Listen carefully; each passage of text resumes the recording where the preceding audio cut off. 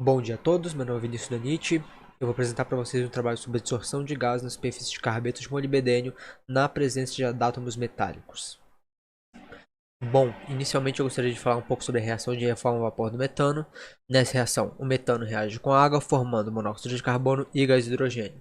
Essa reação é muito interessante por dois motivos. O primeiro é que ela consome metano, que é um gás de efeito estufa amplamente produzido, e o segundo é que ela forma o chamado gás de síntese, que é essa mistura entre monóxido de carbono e gás de hidrogênio. Essa mistura é utilizada em diversas indústrias de transformação, como por exemplo indústrias de plásticos. Essa reação normalmente tem como catalisador a prata, que é um catalisador muito eficiente, mas que tem dois problemas. O primeiro é seu elevado custo e o segundo é sua elevada taxa de passivação, o que encarece e dificulta o processo para se realizar essa reação. A partir desse problema, catalisadores alternativos vêm sendo estudados, como por exemplo os carbetos de molibdênio. Nesse trabalho em específico, átomos metálicos foram adsorvidos à estrutura dos carbetos de molibdênio, visando assim encontrar um catalisador altamente eficiente, porém de menor custo aos catalisadores convencionais.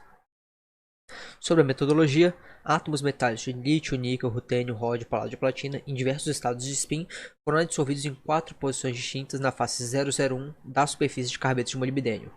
Isso gerou a estrutura sigma MOC 001 mais adátomos. O estudo foi feito pelo modelo periódico, utilizando a teoria do funcional de densidade com a correção de Grime, mais especificamente o DFT-D2. No estudo foi utilizada a aproximação Generalized Gradient Approximation, empregando o funcional de troca-correlação Purdom-Birk-Hasenhoff. Os cálculos foram realizados no programa Vienna Ab Initio Simulation Package, no Laboratório de Química Computacional da Universidade de Brasília.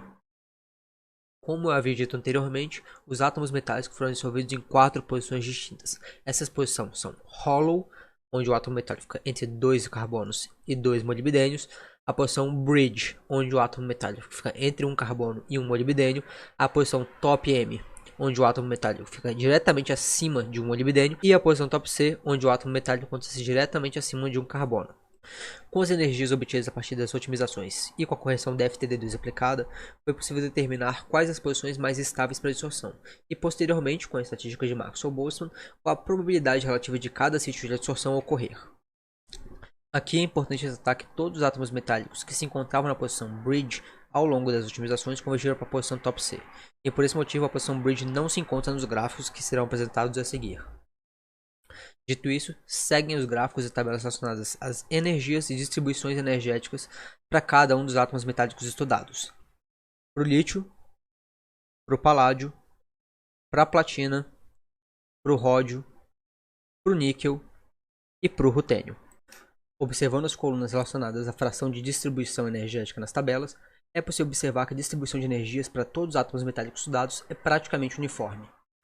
Observando as colunas relacionadas à fração de distribuição energética nas tabelas, é possível observar que a distribuição de energias para todos os átomos metálicos estudados é praticamente uniforme. É possível observar que a posição energeticamente mais favorecida, aquela de menor energia, é a posição hollow, seguida pela posição top C e top M, respectivamente. É possível observar também que, apesar de haver pouca variação energética com a variação do estado de spin, o estado de spin emparelhado, spin zero, é aquele de menor energia e, portanto, também o mais estável.